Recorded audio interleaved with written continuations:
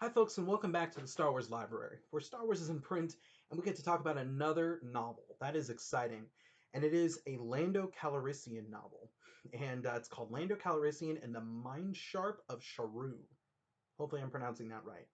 Anyways, there's many different versions you can get this. The original printing was in paperback. Of course, you can get them in hardback with the Science Fiction Book Club.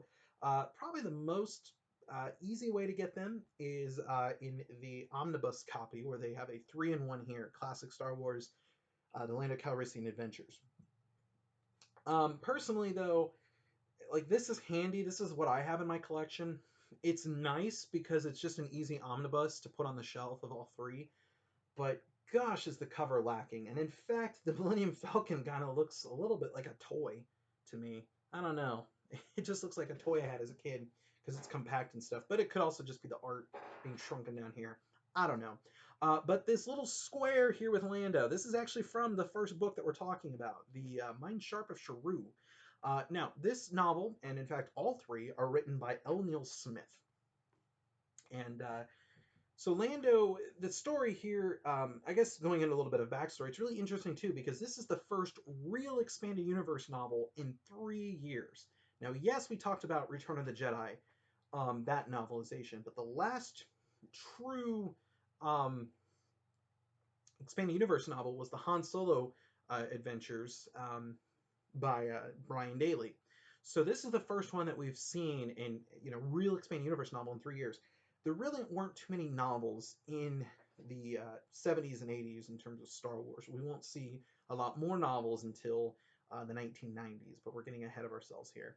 So in this story, basically, Lando, it's a very young Lando. This is right before the Han Solo adventures, but a little bit after the first book of the Han Solo trilogy by A.C. Crispin, again chronologically. But in publication order, this is the earliest in the timeline um, of the Star Wars universe that we see, actually. So this is before the Brian Daley series.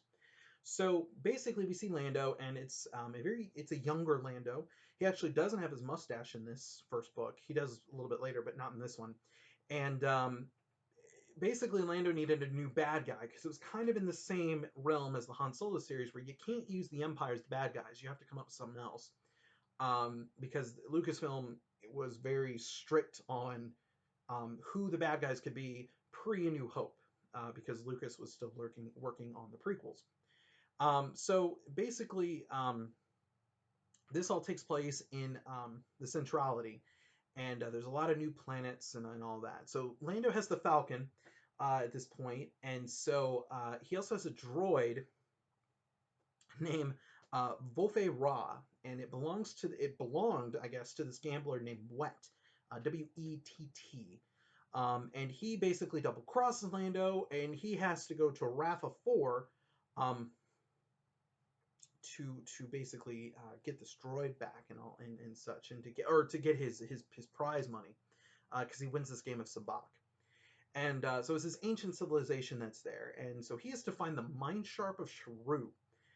And basically, what this thing can do is you can use it to control minds um, of the Ratha system.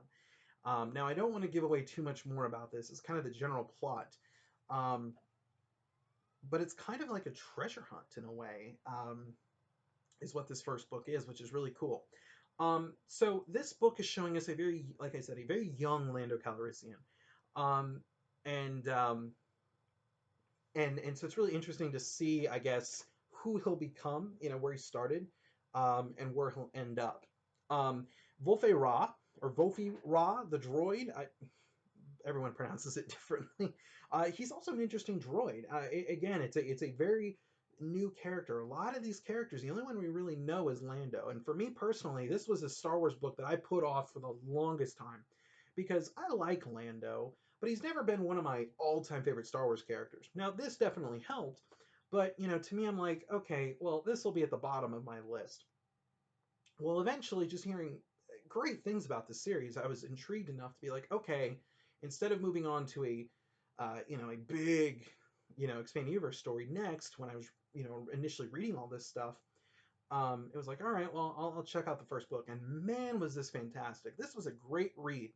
Um, it's so interesting. You know, there's a great mystery, and it's a good backstory that keeps you wanting to read more. Um, Again, Lando, just like Han in the Brian Daly series, Lando is written in character. When I read this, I could hear a younger Billy D. Williams saying these lines. Like, to me, like, this was Lando. It was written like he would talk, and for me as a fan of Star Wars, that's what I want when I read the expanded universe. I want the characters to act in a way like they do in the films, but of course have that growth. And this made sense, seeing Lando, go through. And I'm getting ahead of myself here, but going through this series and eventually getting to where we'll first meet him in the films in Empire Strikes Back. So, uh, fantastic read. Is this an essential read? Um, I wouldn't say it's an essential read in the Star Wars continuity, but I would highly encourage you to check it out at least. It's not going to be, an overall, thing for the expanded universe, but it is still very, very good. I had a lot of fun reading it. So I would highly encourage you to check this out. I think it's a great series. The first book is great, and I'm excited to talk about the next one. So, folks, that is all the time I have for today. Thank you so much for tuning in, and I will see you next time with another episode of the Star Wars Library. May the Force be with you.